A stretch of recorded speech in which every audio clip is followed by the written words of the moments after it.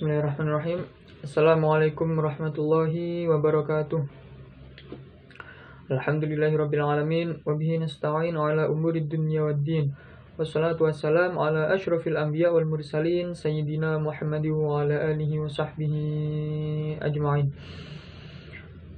Alhamdulillah, pada kesempatan kali ini kita sudah sampai pada materi studi kitab Rijalul Hadis. Yaitu kelompok kami akan mereview beberapa kitab yang berkenaan tentang ilmu Rijalul Hadis. Sebelumnya, ilmu Rijalul Hadis adalah ilmu tentang segala hal yang membahas tentang perawi, mulai dari sejarah perawi, siapa itu perawi, kemudian bagaimana perawi itu, dan sebagainya. Pokoknya yang berkenaan tentang perawi, mulai dari kalangan sahabat, kemudian tabi'in, tabi'in, dan seterusnya. Baik, langsung saja. Kitab yang pertama yaitu kitab At-Tadhibul Kamal fi Asma'ir Rijal, karya Imam Al-Mizzi. Kitab ini ditulis pada tahun 705 Hijriah atau sekitar 1305 Masehi. Kitab ini merupakan kitab yang sangat fenomenal karena sampai sekarang itu masih digunakan oleh para pemerhati hadis jika mereka melakukan penelitian. Jadi kitab ini sangat-sangat terkenal. Kemudian biografi penulis Al-Mizzi.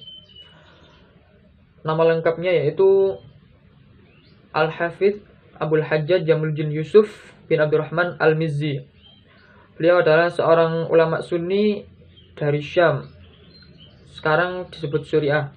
Beliau dilahirkan pada tanggal 10 Rabiul Akhir 654 Hijriah atau pada tahun 1256 Masehi di Syam.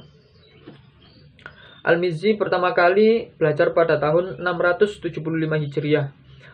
Beliau belajar hadis pertama kali pada gurunya yang bernama Zainuddin Abi Al-Abbas Ahmad bin Abi Al-Khair. Gurunya ini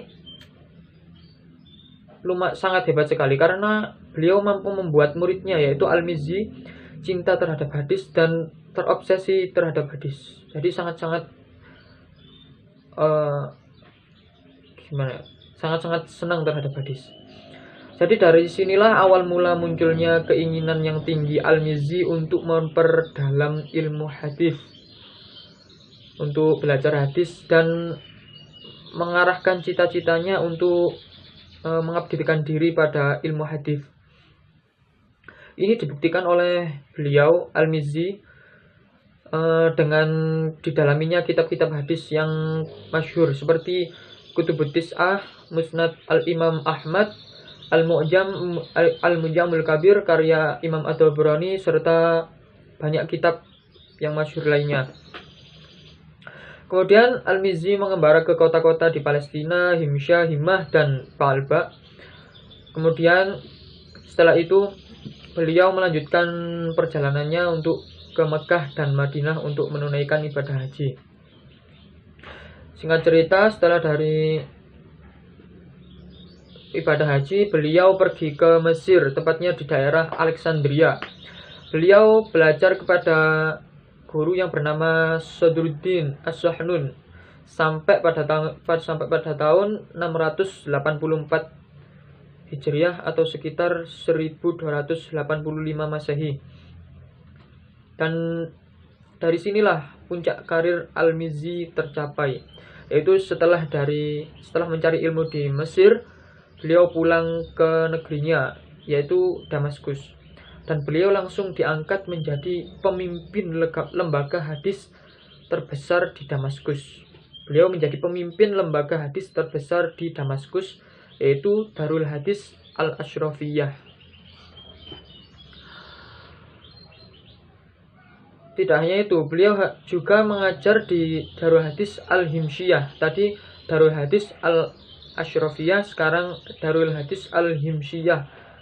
Beliau mengajar di Darul Hadis Al-Himsyah pada tahun 739 Hijriah dan diangkat dan di sana diangkat menjadi pimpinan lembaga hadis termaju di Damaskus, yaitu Darul Hadis An-Nuriyah, sampai beliau wafat. Beliau wafat pada umur 85 tahun, yaitu pada 12 Safar atau 742 Hijriah, yaitu sekitar 1341 Masehi, dan dimakamkan di samping istrinya yang bernama Aisyah bin Ibrahim ibnu Shadiq. Di sebelah barat makamnya Ibnu Taimiyah di Damaskus, Suriah. Terima kasih. Bismillahirrahmanirrahim.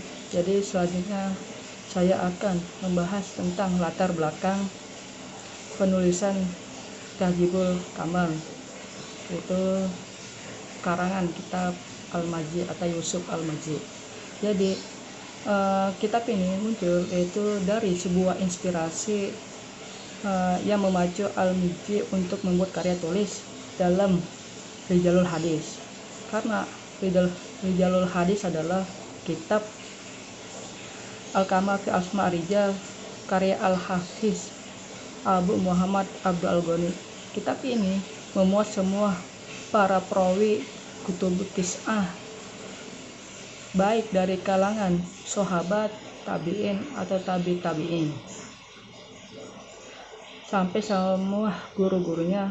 Namun bagi Al-Majid, kitab tersebut mempunyai kekurangan-kekurangan yang harus dicari solusinya. Di antara kekurangan tersebut adalah kebanyakan nama-nama hingga mencapai ratusan jumlahnya dari perawi kutubut tis'ah atau kitab 9. Kurangnya penjelasan dan informasi, jadilah di sini ada kekurangannya. Hal inilah yang mendorong Al-Majid pada keputusan untuk menyusun kitab baru yang berdasarkan perawi-perawi dalam kitab Al-Kamal. Dalam kitab itu dinamakan dengan Tahdzibul Kamal fi Asma Ar-Rijal. Ia memulai penulisannya pada tanggal 9 Muharram 705 Hijriah dan selesai pada hari raya Idul Adha 712 Hijriah. Kitab tersebut terdiri dari 14 jilid yang oleh Al-Majid mulai dipresentasikan pada tahun 706 Hijriah. Kemudian sistematika penulisan. Dan di antara sistematika penulisan yaitu diantaranya pertama, Al-Majid memulainya perawi dengan berdasarkan urutan mu'jam, yaitu bapak-bapak mereka, dan memulainya dengan nama Ahmad.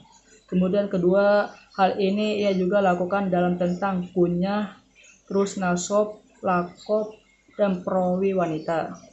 Dan yang ketiga, Al-Majid menyebutkan sejumlah biografi untuk membedakan dalam nama dan tingkatannya para perawi kutubut tis'ah. Dan yang keempat, Al-Majid membedakan nama-nama yang ia tambahkan dari biografi kitab Al-Kamal dengan tanda yang berbeda. Ia menulis nama perawi dan nama ahya dari perawi tersebut. Dan yang kelima, jika ada sebuah periwayatan dari jalur sahabat, ia mencantumkan periwayatan tersebut atau orang yang meriwayatkan darinya.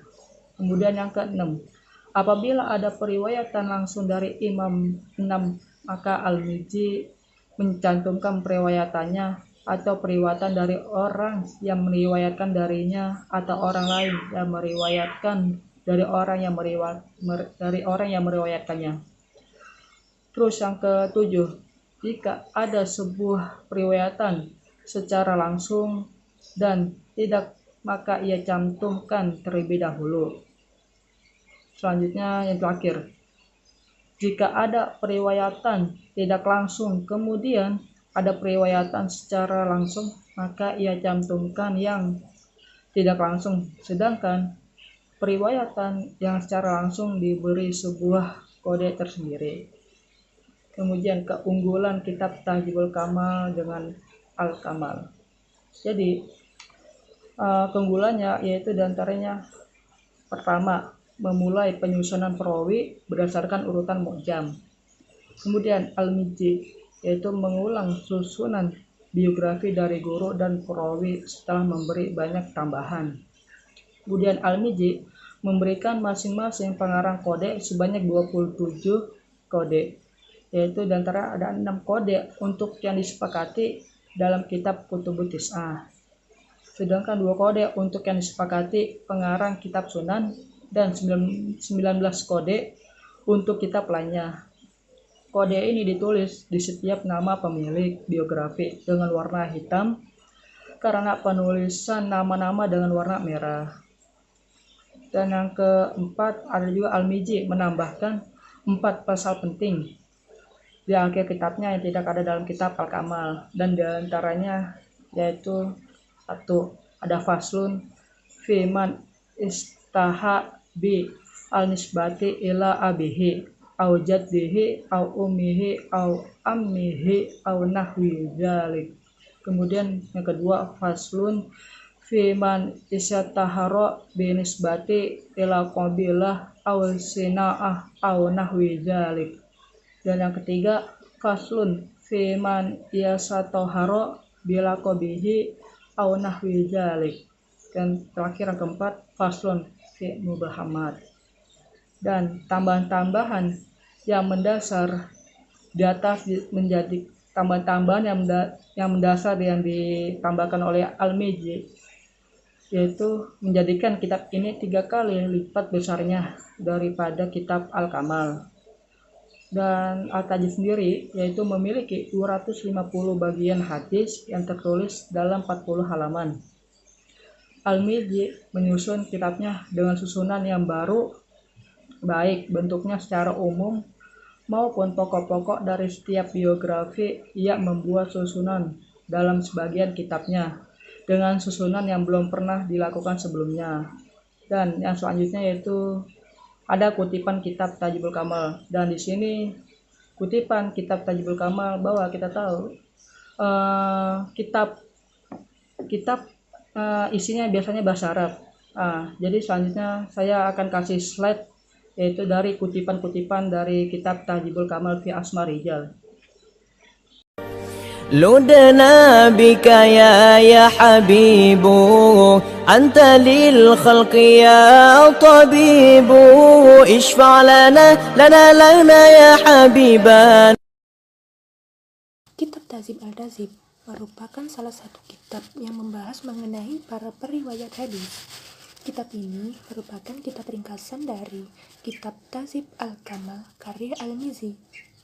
Kitab yang menekankan pada jahar dan ta'dil ini merupakan salah satu karya Ibnu Hajar al-Asqalani. Beliau lahir pada tanggal 22 Sya'ban 773 Hijriah di sekitar Darnuhas dekat Masjid Al-Jadid, Mesir. Beliau merupakan seorang ulama hadis, sejarawan, Syekh al-Islam, Hafiz, Amir al-Mu'minin dalam bidang hadis. Gelarnya adalah Syihabuddin dan nama kunyahnya adalah Abu al-Fadli dan ahli fikih mazhab Syafi'i. Ibnu Hajar memiliki ayah yang bernama Nuruddin Ali yang wafat pada tahun 77 Hijriah atau 1375 Masehi, yang merupakan ulama besar, mufti, serta penulis sajak keagamaan. Ibunya bernama Tujar yang merupakan wanita kaya yang aktif dalam bidang perniagaan. Ibnu Hajar diasuh oleh saudagar yang bernama Zakiuddin Abu Bakar Al-Karubi. Pada usia 15 tahun, beliau pergi ke Mekah untuk mendalami ilmu fikih dan sempat berpindah-pindah dari Hijaz, Syam, Kairo, dan Yaman untuk belajar ilmu hadis. Selama masa hidupnya, banyak melakukan perjalanan untuk menimba ilmu fikih, bahasa Arab, ilmu hisab, dan sebagainya. Ibnu Hajar merupakan ulama produktif yang memiliki karya.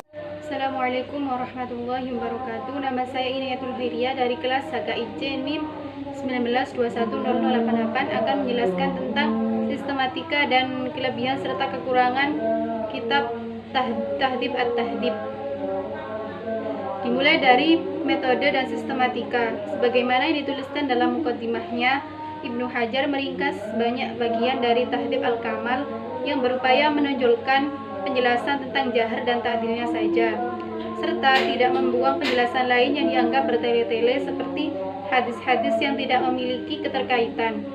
Selain itu, meringkas sebagian isi kitab dengan membuang sekitar sepertiga dan menambah keterangan beberapa perawi yang biografinya disebutkan serta mengurutkannya sesuai dengan abjad. Ibnu Hajar tidak membuang atau meringkas biografi yang terlalu pendek. Ibnu Hajar juga tidak mengurutkan urutan guru.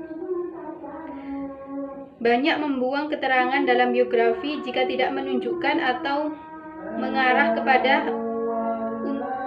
untuk menilai kesikohannya atau mengkritiknya.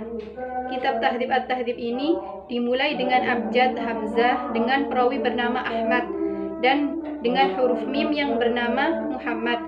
Jika perawi memiliki nama kunyah atau nama aslinya telah dikenal atau tidak diperdebatkan, maka akan dicantumkan dalam kelompok nama asli dan ditulis lagi dalam kelompok kunyah. Sedangkan jika nama aslinya tidak diketahui atau masih diperdebatkan, maka dimasukkan dalam kelompok kunyah dan ditulis ulang dalam kelompok nama asli. Masih dalam muqaddimahnya, dalam satu fasal Ibnu Hajar menambahkan beberapa tanda untuk memudahkan, yaitu ain untuk al-kutub at-tis'ah, 4 untuk kutub ar-rabi'ah, kha untuk sahih Bukhari, mim untuk sahih Muslim, dal untuk Sunan Abu Dawud, ta untuk At-Tirmidzi, sin untuk An-Nasa'i, qaf untuk Ibnu Majah, kha dan ta untuk sahih Bukhari dalam beberapa ta'liq, ya untuk sahih Bukhari hanya pada Al-Adab, ain kha untuk sahih Bukhari pada Khalaq al-Ibad, zai untuk sahih Bukhari pada Qiraah Khalaf al-Imam, mim dan mim qaf untuk sahih Muslim pada bagian muqaddimah, mim dal untuk Sunan Abu Daud pada bagian marasil, kha dal untuk Abu Dawud pada bagian qadar, fa untuk Abu Dawud pada bagian Alkitab Tafarrud, shad dal untuk Abu Dawud pada bagian Fadail al-Ansar, lam untuk Abu Dawud pada bagian Masail, kaf dal untuk Abu Dawud pada bagian Musnad Malik, nun mim untuk Tirmidzi pada bagian Syama'il, sin ya untuk An-Nasa'i pada bagian Musnad Malik, shad untuk Imam Nasa'i pada bagian Khala'is Ali, ain sin untuk Imam Nasa'i pada bagian Musnad Ali, fa qaf untuk Ibnu Majah pada bagian tafsir. Sepanjang penulis menggunakan kitab Tahdhib at-Tahdhib milik Perpustakaan UIN Sunan Kalijaga Yogyakarta, terbitan Dairah Al-Ma'arif An-Nizamiyah India, cetakan 1325 Hijriah, sebanyak 12 jilid, dan pada jilid terakhir merupakan kitab Fihris. Mengenai sistematika isi kitab tersebut, yaitu 1. Bab alif sampai dengan ya, yang kedua kitab kunyah, yang ketiga fasal yang berisikan rawi-rawi yang masyhur dengan penisbatan kepada bapak, kakek, ibu, paman, dan seterusnya. Yang keempat fasal laqab, yang kelima fasal mubhamat, yang keenam kitab An-Nisa, yang ketujuh bab kunyah kitab An-Nisa. Sedangkan pada kitab Tahdhib at-Tahdhib ini juga terdapat kelebihan serta kekurangannya. Di antara kelebihannya yaitu 1. Kitab ini disusun menggunakan urutan abjad sehingga sedikit memudahkan dalam mencari perawi. Yang kedua, ada bab yang mengkhususkan mengelompokkan rawi berdasarkan kunyahnya, baik perawi itu laki-laki atau perempuan. Yang ketiga, ada bagian atau bab yang secara khusus mengelompokkan rawi wanita. Yang keempat, jilid terakhir merupakan fihris yang memudahkan dalam pencarian. Yang kemudian yaitu kekurangan dari kitab Tahdhib at-Tahdhib, yaitu 1. Banyak terjadi inkonsistensi kritik atau seleksi dalam penulisan karena sebagaimana diakui karya ini merupakan ringkasan kitab sebelumnya, sehingga data-data yang telah ada sebelumnya masih dalam rujukan utama, meskipun juga tidak dinafikan adanya penambahan penilaian pada beberapa perawi. Yang kedua yaitu sering menisbatkan kritikal langsur berdasarkan penilaian ulama yang masa hidupnya jauh lebih lampau daripada Ibnu Hajar, tanpa menyebutkan persambungan rentetan kritikus-kritikus sebelumnya. Bahkan terkadang tanpa penjelasan alasan mengapa seorang rawi dinilai jaroh. Yang ketiga yaitu terkadang mesti mencantumkan pembahasan yang panjang lebar mengenai seorang perawi tersebut, namun tidak ada data yang jelas bagaimana diharapkan dalam mukaddimahnya. Yang keempat yaitu dalam mengkaji atau menggunakan tahdhib at-tahdhib ini dirasa masih ditemui kesulitan. Masih diperlukan kitab-kitab seperti Tarikh Ar-Ruwah atau kitab Tabaqah yang urutannya berdasarkan kurun waktu, bukan berdasarkan abjad. Sekian dari kelompok kami. Mohon maaf apabila terjadi kekurangan. Wassalamualaikum warahmatullahi wabarakatuh.